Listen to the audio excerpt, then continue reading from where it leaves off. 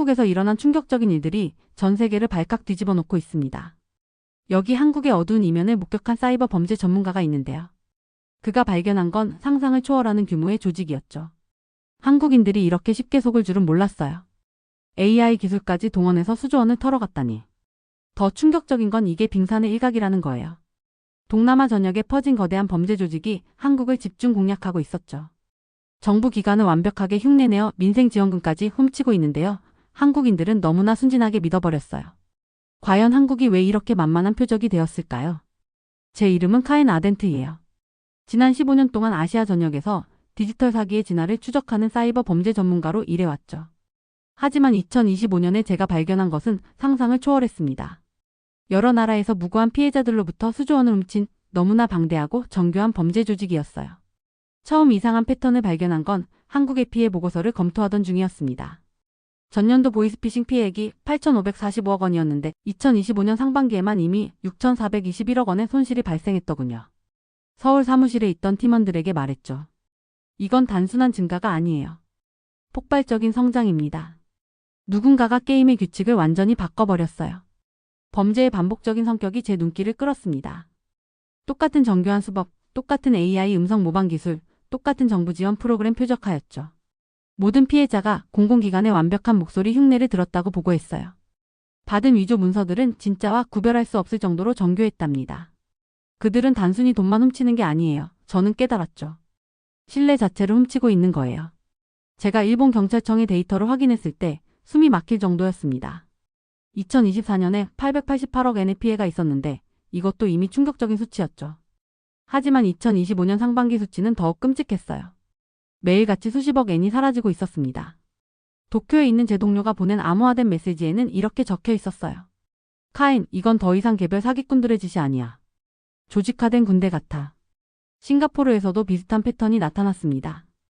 2024년에 6억 5천만 싱가포르 달러가 사라졌는데 2025년에는 그 속도가 2배로 빨라졌더군요. 각 사건을 하나하나 추적하면서 저는 놀라운 사실을 발견했어요. 수법이 너무나 일관되어서 마치 같은 교육 매뉴얼을 사용하는 것 같았죠. 팀장님, 제 분석가 중 한 명인 수진이 어느 날 아침 제 사무실로 들어왔어요. 그녀의 얼굴은 창백했습니다. 이상한 점을 발견했어요. 모든 사기 전화가 동일한 음성 합성 알고리즘을 사용하고 있어요. 그리고 더 이상한 건 그녀가 잠시 멈췄죠. 모두 같은 시간대에 활동합니다. 오전 9시부터 오후 6시까지 마치 정규 근무 시간처럼요. 저는 의자에서 벌떡 일어났어요. 범죄자들이 사무실 근무 시간을 지킨다고? 이건 일반적인 범죄 조직이 아니었습니다. 훨씬 더 크고 체계적인 무언가였죠. 다음 몇 주 동안 저는 거의 잠을 자지 못했어요. 피해자들의 증언을 읽고 금융 거래를 추적하고 디지털 흔적을 따라갔죠. 점점 더 명확해졌습니다. 이건 단순한 사기 조직이 아니라 거대한 기업처럼 운영되는 범죄 제국이었어요. 태국, 베트남, 말레이시아, 인도네시아 모든 곳에서 같은 패턴이 나타났습니다. AI를 이용한 음성 복제, 정교한 문서 위조, 그리고 무엇보다 무서운 것은 그들이 각 나라의 문화와 언어를 완벽하게 이해하고 있다는 점이었죠. 한국 피해자들에게는 한국 정부 기관인 척했고 일본에서는 일본 은행인 척했어요. 각 나라마다 맞춤형 접근법을 사용했답니다. 이들은 어디에 기반을 두고 있을까? 저는 밤새 지도를 들여다보며 자문했어요. 돈의 흐름을 추적해보니 모든 길이 하나의 지역으로 향하고 있었습니다. 동남아시아의 어딘가, 정확히는 미얀마, 라오스, 캄보디아가 만나는 국경지대였죠. 골든 트라이앵글. 한때 마약 거래로 악명 높았던 그 지역이 이제는 디지털 사기의 중심지가 된 것 같았어요. 하지만 증거를 확보하기는 쉽지 않았습니다. 돈은 수십 개의 계좌를 거쳐 세탁되었고 범죄자들은 최첨단 암호화 기술을 사용했죠. 어느 날 밤 저는 중요한 단서를 발견했어요. 한국 피해자 중 한 명이 사기꾼과의 통화를 녹음해 두었는데 배경에서 희미하게 들리는 소리가 있었죠. 다른 사람들의 목소리, 키보드 소리, 그리고 중국어로 된 지시사항이었습니다. 대규모 콜센터예요. 저는 팀에게 설명했어요. 수백 아니 수천 명이 한 건물에서 일하고 있는 것 같아요. 이건 우리가 상상했던 것보다 훨씬 더 큰 작전입니다. 하지만 가장 충격적인 발견은 그 다음에 왔죠. 탈출한 한 피해자가 저희에게 연락을 해왔어요. 그는 일자리를 찾아 태국으로 갔다가 납치되어 강제로 사기 콜센터에서 일하게 되었다고 했습니다. 제발 도와주세요. 그의 목소리는 떨리고 있었어요. 여기엔 저 같은 사람이 수천 명 있어요. 우리는 노예예요. 도망치려고 하면. 그는 말을 잇지 못했죠. 그 순간 저는 깨달았습니다. 이것은 단순한 금융사기가 아니었어요. 인신매매, 강제노동, 그리고 상상할 수 없는 규모의 인권 침해가 얽혀있는 거대한 범죄였죠. 그리고 그 중심에는 누군가 이 모든 것을 조종하는 사람이 있을 거예요. 저는 창밖을 바라보며 결심했습니다. 이 범죄 제국을 무너뜨리고 갇혀있는 사람들을 구해내야 한다고요. 하지만 어디서부터 시작해야 할까요? 적은 너무나 강력하고 우리는 너무나 작았어요. 그때 전화가 울렸습니다. 발신자 불명이었죠. 잠시 망설이다가 받았어요. 카인 아덴트. 낮은 목소리가 들렸습니다. 당신이 찾고 있는 것을 알고 있어요. 도와줄 수 있습니다. 하지만 대가가 있죠. 심장이 빠르게 뛰기 시작했어요. 이것이 함정일까요? 아니면 기회일까요? 하지만 선택의 여지는 없었습니다. 너무 많은 사람들이 고통받고 있었고 시간이 갈수록 더 많은 피해자가 생기고 있었으니까요. 무엇을 원하시죠? 제가 물었어요. 만나서 얘기합시다. 목소리가 대답했죠. 혼자 오세요. 내일 자정 방콕의 차오프라야 강변. 빨간 용 조각상 앞에서요. 전화가 끊겼습니다. 저는 전화기를 내려놓고 깊은 숨을 쉬었어요. 이것이 제 인생에서 가장 위험한 결정이 될 수도 있었죠. 하지만 진실에 다가갈 수 있는 유일한 길이기도 했습니다. 다음날 저는 방콕행 비행기에 올랐어요. 가방 안에는 녹음기, 추적장치, 그리고 만약을 위한 현금이 들어 있었죠. 이 만남이 어떤 결과를 가져올지 알 수 없었지만 한 가지는 확실했습니다. 제 삶은 이제 완전히 달라질 거예요. 비행기가 이륙하면서 저는 아래로 펼쳐진 서울의 야경을 바라보았어요. 어딘가에서 지금도 누군가는 사기 전화를 받고 있을 거예요. 누군가는 평생 모은 돈을 잃고 있을 거고요. 그리고 어딘가에서는 강제로 이런 범죄에 가담하게 된 사람들이 자유를 갈망하고 있겠죠. 기다려요. 저는 속으로 말했습니다. 곧 끝낼게요. 하지만 그때의 저는 몰랐어요. 이것이 얼마나 깊고 어두운 터널의 시작인지를요. 그리고 그 끝에서 제가 마주하게 될 진실이 얼마나 충격적일지도요. 제가 처음으로 큰 단서를 발견한 건 2024년 가을이었어요. 그날 아침은 평소처럼 시작했습니다. 커피를 마시며 이메일을 확인하고 있었죠. 그런데 한 통의 이메일이 제 눈길을 사로잡았어요. 발신자는 처음 보는 이름이었지만 제목이 너무나 흥미로웠습니다. 당신도 AI 사기의 피해자일 수 있습니다. 처음엔 그저 스팸 메일이라고 생각했어요. 하지만 뭔가 이상했죠. 이메일의 내용이 너무나 구체적이었거든요. 발신자는 자신을 김민수라고 소개했습니다. 서울의 한 작은 식당을 운영한다고 했죠. 그리고 최근에 겪은 일을 자세히 설명해 주었어요. 저는 즉시 답장을 보냈습니다. 만나서 이야기를 들어보고 싶다고 했죠. 김민수 씨는 흔쾌히 동의했어요. 우리는 그의 식당에서 만나기로 했습니다. 식당은 강남의 한 조용한 골목에 있었어요. 밖에서 보기엔 평범한 곳이었죠. 하지만 안으로 들어가니 아늑하고 따뜻한 분위기가 느껴졌습니다. 김민수 씨는 카운터 뒤에서 요리를 하고 있었어요. 어서 오세요. 기자님이시죠? 그의 목소리는 조금 떨리고 있었습니다. 긴장한 것 같았어요. 저는 최대한 편안하게 이야기할 수 있도록 노력했죠. 네, 맞습니다. 이메일 보내주셔서 감사해요. 이야기를 들어보고 싶었어요. 김민수 씨는 앞치마를 벗고 제 앞에 앉았습니다. 그리고 천천히 이야기를 시작했어요. 한 달 전이었어요. 전화가 왔죠. 대기업에서 왔다고 했습니다. 우리 식당이 너무 맛있다는 소문을 들었다고 하더군요. 대량 주문을 하고 싶다고 했어요. 저는 고개를 끄덕이며 들었습니다. 이런 일은 충분히 있을 수 있는 일이었죠. 처음엔 너무 기뻤어요. 작은 식당을 운영하는 저에게는 정말 큰 기회였거든요. 그래서 바로 믿어버렸죠. 김민수 씨의 표정이 어두워졌습니다. 그 순간의 후회가 얼굴에 그대로 드러났어요. 그들은 계약서를 보냈어요. 모든 게 완벽해 보였죠. 회사 로고도 있었고 담당자 이름과 연락처도 있었어요. 심지어 회사 홈페이지 링크까지 보내왔습니다. 저는 메모를 하며 물었어요. 그래서 어떻게 하셨나요? 계약금을 먼저 보내달라고 하더군요. 식자재를 미리 준비해야 한다면서요. 금액이 꽤 컸지만 대량 주문이니까 당연하다고 생각했어요. 김민수 씨는 한숨을 쉬었습니다. 그 한숨 속에는 많은 감정이 담겨 있었어요. 돈을 보내고 나서 연락이 끊겼어요. 전화를 해도 받지 않고 이메일도 답장이 없었죠. 그제야 뭔가 잘못됐다는 걸 깨달았습니다. 저는 가슴이 아팠어요. 작은 식당을 운영하는 사람에게 그 돈이 얼마나 큰 의미였을지 충분히 알 수 있었거든요. 경찰에 신고하셨나요? 네, 했어요.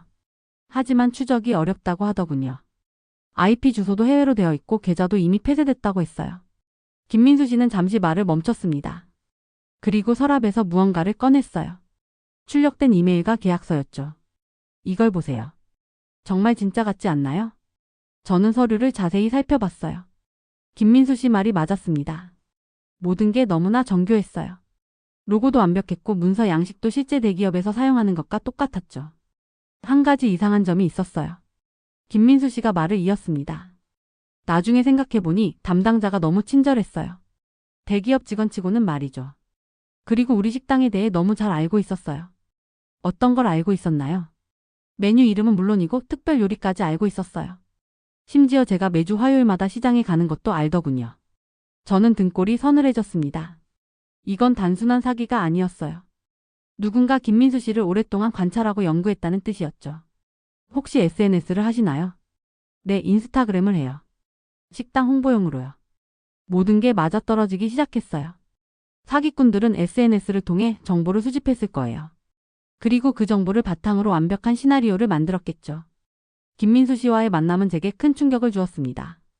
AI 기술이 이렇게 악용될 수 있다는 사실이 무서웠어요. 하지만 동시에 이 문제를 해결해야겠다는 의지가 더욱 강해졌죠. 집으로 돌아오는 길 저는 계속 생각했어요. 어떻게 하면 이런 피해를 막을 수 있을까? 사람들에게 어떻게 경고할 수 있을까? 그날 밤 저는 첫 번째 기사를 썼습니다. 김민수 씨의 이야기를 상세히 담았죠. 하지만 개인정보는 보호했어요. 기사 제목은 이렇게 정했습니다. AI가 만든 완벽한 거짓말, 우리는 어떻게 속고 있는가? 기사를 올리고 잠자리에 들었어요.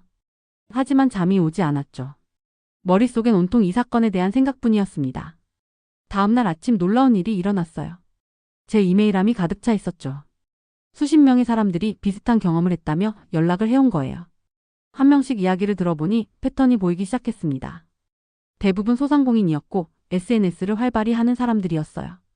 그리고 모두 비슷한 수법으로 당했죠. 저는 깨달았어요. 이건 조직적인 범죄였습니다. 그리고 AI 기술을 이용해 점점 더 정교해지고 있었죠. 그때부터 저는 본격적인 조사를 시작했어요. 피해자들을 만나고 전문가들과 인터뷰를 했죠. 그리고 놀라운 사실들을 하나씩 발견하기 시작했습니다. AI가 어떻게 사람의 말투를 흉내내는지, 어떻게 가짜 문서를 만드는지, 어떻게 신뢰를 얻는지. 모든 과정이 치밀하게 계획되어 있었어요. 하지만 희망도 있었습니다. 김민수 씨처럼 용기를 내어 이야기를 해주는 사람들이 있었고 함께 싸우려는 사람들이 늘어났거든요. 저는 확신했어요. 이 싸움은 이제 시작일 뿐이라고. 그리고 진실은 반드시 밝혀질 거라고 믿었습니다. 그날 이후로 제 삶은 완전히 바뀌었어요. 평범한 기자에서 AI 범죄 전문 저널리스트가 되었죠. 위험한 일이었지만 누군가는 해야 할 일이었습니다. 매일 새로운 사건들이 제보되었고 저는 하나하나 추적해 나갔어요. 그리고 점점 더 큰 그림이 보이기 시작했죠. 이건 단순한 사기가 아니었어요. 훨씬 더 크고 복잡한 무언가가 숨어 있었습니다. 제 눈을 확 뜨게 만든 사건이 있었어요. 작은 식당을 운영하는 사장님이 받은 전화 한 통에서 시작됐죠. 삼성전자 보안팀입니다. 이재용 회장님께서 사장님 식당을 방문하실 예정이십니다. 전화기 너머로 들려온 목소리는 차분하고 전문적이었답니다. 제가 직접 그 사장님을 만나 이야기를 들어봤습니다. 아직도 믿기지 않는다는 표정으로 고개를 저으며 말씀하시더군요. 모든 게 완벽했어요. 명함도 있었고 이메일 주소도 있었고 전화번호도 다 맞았죠. 심지어 일반 가게에서는 구할 수 없는 와인 이름까지 알고 있었어요. 그런데 정말 운이 좋았던 건 명함에 아주 작은 오타가 있었다는 거예요. 대부분 사람들이 놓칠 만큼 작은 실수였죠. 뭔가 이상한 느낌이 들었어요. 삼성 회장님이 왜 우리 같은 작은 식당에 오신다는 거지? 이 아슬아슬한 순간이 제게 큰 깨달음을 줬습니다. 사기꾼들의 수법이 얼마나 정교해졌는지, 그러나 여전히 사람의 직감이 AI를 이용한 속임수를 이길 수 있다는 것을 보여줬거든요. 그 사장님은 처음에 정말 설레셨대요. 평생 일궈온 작은 식당에 대기업 회장이 온다니 인생이 바뀔 수도 있는 기회라고 생각하셨죠. 특별 메뉴를 준비해야 합니다. 보안 점검도 미리 해야 하고요. 전화 속 목소리는 계속해서 지시사항을 늘어놓았어요. 와인은 이런 걸로 준비하시고 테이블 세팅은 이렇게 하세요. 아, 그리고 보안상 다른 손님들은 그 시간에 받을 수 없습니다. 점점 요구사항이 많아졌죠. 그러다가 결정적인 순간이 왔어요. 보안 점검 비용으로 300만 원을 먼저 입금해 주셔야 합니다. 바로 그때였어요. 사장님이 뭔가 이상하다고 느끼신 거죠. 대기업이 작은 식당의 보안 점검 비용을 요구한다. 게다가 미리 돈을 달라고? 사장님은 일단 생각해보겠다고 하고 전화를 끊으셨답니다. 그리고 나서 인터넷으로 삼성전자 대표 전화번호를 찾아 직접 확인해 보셨어요? 당연히 그런 일정은 전혀 없었죠. 사기였던 겁니다. 명함을 다시 자세히 보니 삼성전자가 아니라 삼성전지라고 쓰여 있었어요. 정말 작은 차이였지만 그게 사기의 증거였던 거죠. 제가 이 사건을 조사하면서 알게 된 건 이런 식의 사기가 전국적으로 일어나고 있다는 거였어요. 사기꾼들은 특히 작은 가게 사장님들을 노렸습니다. 왜일까요? 작은 사업을 하시는 분들은 대기업과의 연결을 꿈꾸시거든요. 그런 기회가 온다면 정말 기쁘실 테니까요. 처음엔 정말 믿었어요. 우리 식당이 드디어 인정받는구나 싶었죠. 사장님의 목소리에는 아직도 아쉬움이 묻어났어요. 하지만 동시에 안도감도 느껴졌죠. 그래도 속지 않아서 다행이에요. 그 돈이면 한 달 월세인데. 이 사건을 통해 저는 중요한 패턴을 발견했어요. 사기꾼들은 피해자의 욕심과 희망을 이용한다는 거죠. 대기업 회장이 작은 식당에 온다는 이야기 누가 들어도 조금은 이상하잖아요. 하지만 혹시나 하는 마음에 사람들은 쉽게 넘어가게 됩니다. 더 무서운 건 이들이 사용하는 정보의 정확성이었어요. 실제로 존재하는 와인 이름, 삼성의 보안 절차와 비슷한 요구사항들.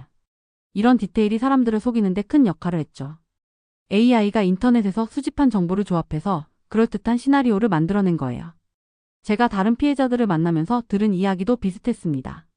어떤 분은 LG 마케팅팀을 사칭한 전화를 받았고 또 다른 분은 현대자동차 홍보팀이라는 연락을 받았어요. 수법은 거의 똑같았죠.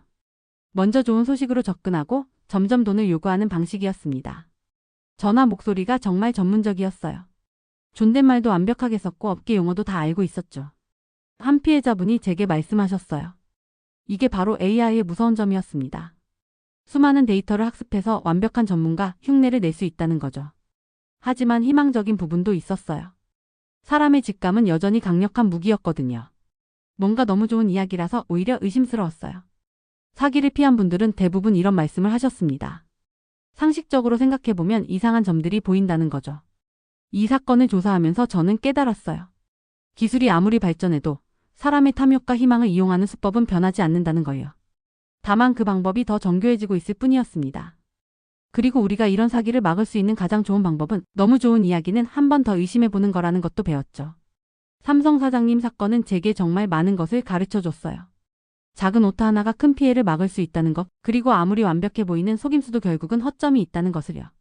무엇보다 중요한 건 우리의 상식과 직감을 믿어야 한다는 거였습니다. 제 수사는 미얀마 북부로 이어졌어요. 정보기관의 자료에 따르면 그곳에는 거대한 범죄 조직이 거의 10년 동안 활동하고 있었죠.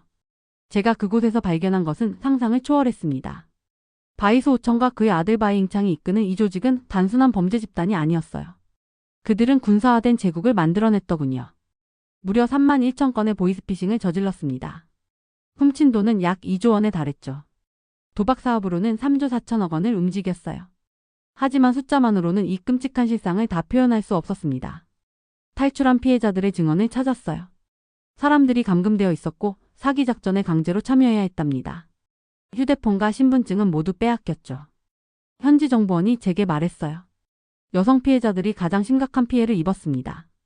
신분증을 빼앗기고 원하지 않는 일을 강요받았죠. 끊임없는 공포 속에서 살았어요. 이 조직은 수천 명의 사병을 거느리고 있었습니다.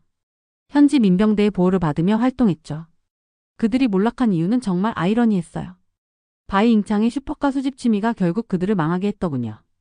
대부분의 사람들이 자전거도 살 수 없는 지역에서 람보르기니와 페라리를 몰고 다녔습니다.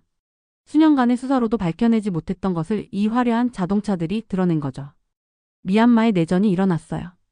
이 혼란을 틈타 중국 당국이 단속에 나섰습니다. 제가 현장에 도착했을 때 그들의 본부는 이미 텅 비어 있었어요. 하지만 남겨진 흔적들이 많았죠. 컴퓨터들, 서류들, 그리고 피해자들이 갇혀있던 방들이 그대로 있었습니다. 한 방에는 수십 개의 휴대폰이 쌓여 있었어요. 모두 피해자들에게서 빼앗은 것들이었죠. 벽에는 한국어, 중국어, 영어로 된 사기 대본들이 붙어 있었습니다. 하루에 100통 이상 전화해야 했어요. 한 탈출자가 증언했죠. 목표 금액을 채우지 못하면 밥도 주지 않았습니다. 가장 충격적인 건 이들의 조직력이었어요. 군대처럼 체계적으로 운영되고 있었죠. 각 부서마다 책임자가 있었고 철저한 위계질서가 있었습니다. IT 전문가들, 심리조작 전문가들, 심지어 의사들까지 고용하고 있었어요. 피해자들이 도망가지 못하도록 감시하는 경비원들도 수백 명이나 되었죠. 제가 만난 한 지역 주민은 이렇게 말했습니다. 우리는 그들을 무서워했어요. 경찰보다 더 큰 권력을 가지고 있었죠. 아무도 그들에게 맞서지 못했습니다. 바이수오청 부자는 이 지역의 왕처럼 행동했어요. 호화로운 저택에 살면서 개인 군대를 거느리고 있었죠. 현지 정부 관리들도 그들 앞에서는 고개를 숙였답니다. 하지만 그들의 탐욕이 결국 화를 불렀어요. 더 많은 돈을 벌기 위해 더 대담한 범죄를 저질렀고 이것이 국제사회의 주목을 받게 되었죠. 중국 정부가 움직이기 시작했습니다. 미얀마 정부와 협력해서 대규모 단속작전을 펼쳤어요. 수천 명의 군인과 경찰이 동원되었죠. 바이수오청과 바이잉창은 도망치려 했지만 실패했어요. 그들의 측근들도 대부분 체포되었죠. 10년 동안 쌓아온 범죄 제국이 무너지는 데는 단 며칠밖에 걸리지 않았습니다. 제가 이 사건을 조사하면서 깨달은 것이 있어요. 아무리 큰 범죄 조직도 영원할 수는 없다는 거죠. 정의가 늦게 찾아올 수는 있지만 결국은 찾아온다는 것을 알게 되었습니다. 미얀마에서의 조사를 마치고 돌아올 때 저는 희망을 품었어요. 비록 많은 피해자들이 고통받았지만 이제 그들이 자유를 되찾을 수 있게 되었으니까요. 하지만 이것은 시작에 불과했습니다. 더 큰 네트워크가 동남아시아 전역에 퍼져 있다는 것을 알게 되었죠. 제 다음 목적지는 필리핀이었어요. 보안이 철저한 법정 화면을 통해 바이수오청의 재판을 지켜봤어요. 다른 사람들의 불행 위에 제국을 쌓아올린 그 남자가 이제 중국의 무관용 사법제도 앞에 서 있었죠. 그의 말은 아직도 제 머릿속에 맴돌고 있습니다. 시간을 되돌릴 수 있다면 평범한 사람으로 살고 싶습니다. 그가 저지른 범죄들의 반복적인 패턴이 눈에 띄었어요. 보이스피싱, 온라인 사기, 도박, 마약. 이런 반복적인 범죄 패턴이 결국 그를 체포로 이끌었죠. 하지만 그의 고백은 공허하게 들렸습니다. 그는 합법적인 삶을 선택할 수 있는 기회가 수없이 많았어요. 오직 확실한 사형 선고를 앞두고서야 후회를 표현했죠. 저를 가장 놀라게 한 것은 그들의 조직적인 운영 방식이었습니다. 범죄를 표준 운영 절차로 만들어버린 거예요. 교육 매뉴얼도 있었고 품질 관리도 했으며 성과 평가 기준까지 있었죠. 우리가 상대하는 건 단순한 범죄자들이 아닙니다. 저는 상관들에게 보고했어요. 도둑질과 사기를 기반으로 구축된 평행 경제를 상대하고 있는 겁니다. 법정은 조용했죠. 바이수오청은 자신의 자리에 꼿꼿이 앉아 있었지만 그의 눈에서는 이미 모든 것을 포기한 듯한 무력감이 보였어요. 검사가 그의 범죄 이력을 하나하나 읽어내려갈 때마다 방청석에서는 작은 한숨 소리가 들렸습니다. 피고인은 2015년부터 2023년까지 총 847건의 보이스피싱을 주도했으며 검사의 목소리가 법정에 울려 퍼졌어요. 숫자 하나하나가 누군가의 파괴된 삶을 의미했죠. 노후 자금을 잃은 노인들, 대출금에 속아 빚더미에 앉은 서민들, 가족의 치료비를 사기당한 환자들. 각각의 숫자 뒤에는 실제 사람들의 고통이 있었습니다. 바이수오청의 변호사가 일어섰어요. 피고인은 어려운 가정 환경에서 자랐습니다. 그의 범죄는 하지만 판사가 손을 들어 제지했죠. 피고인의 성장 배경이 847명의 피해자들에게 가한 고통을 정당화할 수는 없습니다. 저는 모니터 화면을 통해 바이수오청의 표정 변화를 주의 깊게 관찰했어요. 그의 얼굴에서 잠시 분노가 스쳐 지나갔다가 다시 무표정으로 돌아왔죠. 마치 가면을 쓴 것처럼 말이에요. 피고인에게 최후 진술의 기회를 주겠습니다. 판사가 말했습니다. 바이수오청이 천천히 일어섰어요. 법정의 모든 시선이 그에게 집중되었죠. 그는 깊게 숨을 들이쉬었습니다. 저는 처음엔 그저 돈이 필요했습니다. 그의 목소리는 떨리고 있었어요. 하지만 첫 번째 성공 이후 멈출 수가 없었습니다. 마치 중독된 것처럼. 그는 잠시 말을 멈추고 천장을 올려다봤어요. 매일 밤 악몽을 꿨습니다. 제가 속인 사람들의 얼굴이 나타났죠. 하지만 아침이 되면 다시 같은 일을 반복했습니다. 방청석에서 누군가 흐느끼는 소리가 들렸어요. 아마 피해자 가족 중 한 명이겠죠. 지금 와서 후회한다고 해도 늦었다는 걸 압니다. 바이수오청이 계속 말했습니다. 하지만 정말로 시간을 되돌릴 수 있다면 충분합니다. 판사가 그의 말을 끊었어요. 잠시 후 판결이 내려졌죠. 피고인 바이수오청에게 사형을 선고합니다. 법정에는 무거운 침묵이 흘렀어요. 바이수오청은 고개를 숙인 채 아무 반응도 보이지 않았습니다. 마치 이미 예상했던 결과인 것처럼요. 재판이 끝나고 법정을 나서는 그의 뒷모습을 보면서 저는 복잡한 감정에 휩싸였어요. 분명 그는 처벌받아 마땅한 범죄자였죠. 하지만 동시에 한 인간이 어떻게 그렇게까지 타락할 수 있었는지에 대한 의문도 들었습니다. 사무실로 돌아온 저는 보고서를 작성하기 시작했어요. 키보드를 두드리는 소리만이 조용한 사무실에 울려 퍼졌죠. 바이수오청 사건 분석 보고서라는 제목을 입력하면서 저는 이 사건이 단순히 한 범죄자의 종말이 아님을 깨달았습니다. 이것은 빙산의 일각에 불과했어요. 그들의 범죄 조직은 놀라울 정도로 체계적이었죠. 신입 사기꾼들을 위한 교육 프로그램이 있었고 각자의 역할이 명확히 구분되어 있었습니다. 심지어 고객 서비스 부서까지 있었어요. 물론 여기서 고객은 사기의 표적이 되는 피해자들을 의미했지만요. 제가 분석한 자료에 따르면 그들은 피해자를 선별하는 데도 과학적인 방법을 사용했습니다. 나이, 교육 수준, 경제 상황 등을 데이터베이스화해서 가장 속이기 쉬운 대상을 골라냈죠. 마치 합법적인 마케팅 회사가 타겟 고객을 분석하는 것처럼 말이에요. 이게 정말 범죄 조직의 자료가 맞나요? 동료가 제 어깨 너머로 화면을 보며 물었어요. 네, 맞습니다. 저는 한숨을 쉬며 대답했죠. 무서운 건 이들이 범죄를 하나의 산업으로 만들어버렸다는 거예요. 사형 선고가 내려졌다는 소식은 빠르게 퍼져나갔습니다. 언론은 이를 정의의 승리라고 보도했죠. 하지만 저는 알고 있었어요. 이것은 끝이 아니라 시작에 불과하다는 것을요. 바이스 5청이 체포된 후에도 비슷한 범죄는 계속 일어나고 있었습니다. 단지 방법이 더 교묘해지고 조직이 더 은밀해졌을 뿐이죠. 그들은 바이스 5청의 실수에서 배웠고 더 조심스럽게 움직이기 시작했어요. 저는 창밖을 바라봤습니다. 도시의 불빛들이 반짝이고 있었죠. 저 수많은 불빛 중에서 얼마나 많은 사람들이 지금 이 순간에도 사기꾼들의 표적이 되고 있을까요? 우리가 잡은 건 한 마리뿐입니다. 저는 보고서의 결론 부분에 썼어요. 하지만 바다에는 아직도 수많은 상어들이 돌아다니고 있습니다. 바이스 5청의 고백은 한 가지 중요한 사실을 드러냈죠. 이들은 단순한 범죄자가 아니었어요. 그들은 시스템을 이해하고 그 틈새를 파고드는 방법을 알고 있었습니다. 그리고 가장 무서운 것은 그들이 스스로를 사업가라고 생각한다는 점이었죠. 우리는 단지 수요가 있는 곳에 공급을 했을 뿐입니다. 체포 당시 바이스 5청이 했던 말이 떠올랐어요. 그 수요가 사람들의 욕심과 두려움이었고 공급이 거짓 희망과 조작된 정보였다는 사실이 씁쓸했습니다. 보고서를 마무리하면서 저는 다짐했어요.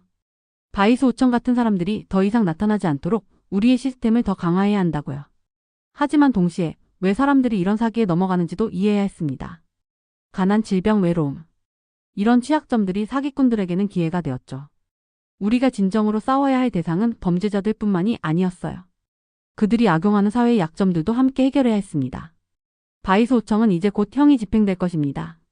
하지만 그가 남긴 상처들은 쉽게 아물지 않을 거예요. 피해자들은 여전히 고통받고 있고 그들의 가족들도 마찬가지죠. 한 명을 잡았다고 끝이 아닙니다. 저는 상관에게 말했어요. 이제 시작입니다. 밤은 깊어가고 있었지만 저의 일은 아직 끝나지 않았어요. 책상 위에는 분석해야 할 자료들이 산더미처럼 쌓여 있었죠. 각각은 새로운 사건, 새로운 수법, 새로운 위협을 의미했습니다. 커피를 한 모금 마시며 저는 다시 일에 몰두했어요. 어딘가에서는 또 다른 바이스 5청이 활동하고 있을 테니까요. 우리가 멈추면 그들이 이기는 것이었습니다. 바이스 5청의 사형 선고는 분명 강력한 메시지를 전달했죠. 하지만 저는 의문을 품지 않을 수 없었어요. 과연 이것으로 충분할까요? 체포되는 바이스 5청. 한 명마다 얼마나 많은 사람들이 여전히 자유롭게 돌아다니고 있을까요? 이 싸움은 계속될 것입니다. 그리고 우리는 절대 포기하지 않을 거예요. 서울로 돌아왔을 때 상황이 또 바뀌어 있었어요. 범죄자들은 이제 정부의 소비자 쿠폰 프로그램을 악용하고 있었죠. 경제적 도움을 받으려는 선량한 시민들을 노리고 있었습니다. 수법은 계속 발전하고 있더군요. AI 음성은 너무나 완벽해서 아이들도 부모님 목소리와 구별할 수 없었어요. 위조된 공식 문서들은 전문가들조차 진짜와 가짜를 구분하기 어려울 정도였답니다.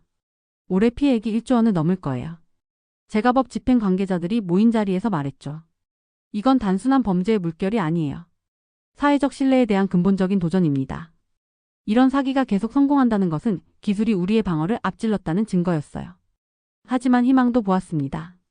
오타를 발견한 식당 주인 확인 전화를 건 물류회사, 경고 이야기를 나누는 가족들, 인간의 경계심이 여전히 우리의 최고 방어책이었죠.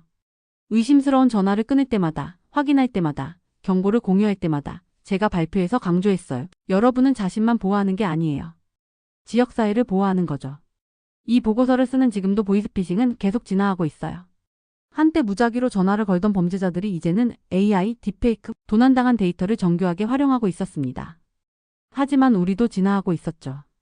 잡힌 범죄자 한 명 한 명, 막아낸 사기 하나하나, 교육받은 시민 한 사람 한 사람이 우리를 더 강하게 만들었어요. 보이스피싱과의 전쟁은 한 번의 승리로 끝나지 않았습니다. 반복적인 경계심, 끊임없는 교육, 그리고 의심스러운 전화를 끊는 단순한 행동을 통해 승리하는 거예요. 바이스 5청이 너무 늦게 깨달았듯이 범죄와 평범한 삶 사이의 선택은 법정에서가 아니라 그 과정이 수많은 작은 결정들에서 이루어지는 거였죠. 제 임무는 계속됩니다. 그들이 새로운 정교한 방법을 개발할 때마다 우리는 대응책을 개발했어요. 그들이 표적으로 삼는 피해자마다 우리는 인식을 확산시켰죠. 그들 범죄의 반복적인 성격이 오히려 약점이 되었습니다. 우리가 식별할 수 있는 패턴, 노출시킬 수 있는 방법, 해체할 수 있는 네트워크가 되었어요. 물론 쉽지 않았어요. 범죄자들이 사용하는 AI 기술은 날로 발전했고 가짜 문서는 더욱 정교해졌죠. 하지만 우리도 가만히 있지 않았습니다. 새로운 탐지 시스템을 개발했고 시민들에게 더 효과적인 교육을 제공했어요. 무엇보다 중요한 건 사람들이 서로를 돕기 시작했다는 거였죠. 어느 날은 할머니 한 분이 은행에 오셔서 이상한 전화를 받았다고 신고하셨어요. 손자라고 하는데 목소리가 좀 이상했어요. 할머니의 직감이 맞았습니다. AI로 만든 가짜 목소리였죠. 할머니는 진짜 손자에게 확인 전화를 했고 사기를 막을 수 있었어요. 이런 작은 승리들이 모여 큰 변화를 만들어가고 있었습니다. 제가 만난 한 택배 기사님은 특별한 시스템을 만들었더군요. 고객들에게 전화할 때마다 간단한 확인 절차를 거쳤어요. 저희 회사 홈페이지에서 제 4번을 확인하실 수 있습니다. 라고 먼저 말씀하시는 거였죠. 이런 자발적인 노력들이 정말 감동적이었어요. 학교에서도 변화가 있었습니다. 아이들에게 보이스피싱 예방 교육을 시작했죠. 한 초등학교 선생님은 역할극을 통해 아이들에게 가르쳤어요. 모르는 번호로 전화가 오면 어떻게 해야 할까요? 아이들은 즐겁게 배우면서도 중요한 교훈을 얻었답니다. 기업들도 대응에 나섰어요. 한 통신사는 AI를 이용해 의심스러운 통화 패턴을 감지하는 시스템을 도입했죠. 금융회사들은 고객 확인 절차를 강화했고요. 정부도 새로운 법안을 준비하고 있었습니다. 모두가 힘을 합쳐 싸우고 있었어요. 하지만 범죄자들도 가만히 있지 않았죠. 새로운 시나리오를 계속 개발했어요. 코로나 백신 예약을 빙자한 사기, 재난지원금을 노린 사기, 심지어는 보이스피싱 예방 교육을 가장한 사기까지 나타났습니다. 정말 끝이 없었어요. 그래도 포기할 수 없었습니다. 매일 새로운 피해자가 생기고 있었으니까요. 한 대학생은 학자금 대출 사기에 당할 뻔했고 한 직장인은 회사 기밀을 넘길 뻔했죠. 다행히 모두 마지막 순간에 의심을 품고 확인해서 피해를 막을 수 있었어요. 제가 특히 기억에 남는 건 한 할아버지의 이야기였어요. 검찰청 직원을 사칭한 전화를 받으셨는데 우리 아들이 진짜 검사인데 검찰청은 이런 식으로 일하지 않아요 라고 단호하게 말씀하시더군요. 지식이 힘이 되는 순간이었죠. 보이스피싱은 진화했지만 우리도 진화했습니다. 그리고 신뢰 자체가 전쟁터가 된 이 디지털 시대에 우리의 가장 큰 무기는 여전히 단순한 인간의 지혜예요. 의심스러울 때는 전화를 끊고 확인하는 것. 진짜 전화는 언제나 다시 걸려올 거예요. 사기 전화는 조사받는 걸 두려워하죠. 저는 제퍼 케인입니다. 서울에서 여러분께 전해드려요. 보이스피싱과의 싸움에서 우리는 모두 전사예요. 경계를 늦추지 마세요. 정보를 얻으세요. 안전하게 지내세요. 우리가 함께라면 이길 수 있습니다.